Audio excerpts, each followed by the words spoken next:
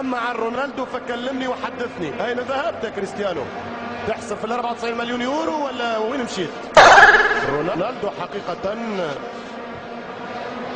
مونديال للنسيان.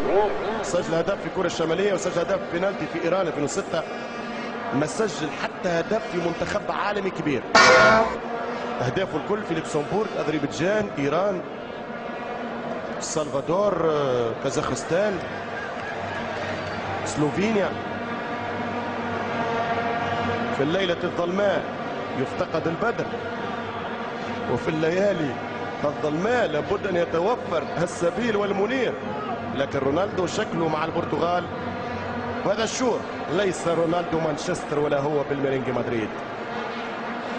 من سجل في موسمه الاول اكثر من 30 هدف مع مدريد، لم يسجل في اخر سنتين الا هدف واحد في كرة الشمالية مع البرتغال. رونالدو الاسطورة بالاندية، الاكذوبة في المنتخب. حلل وناقش، قيم واختار، هات الاجابة.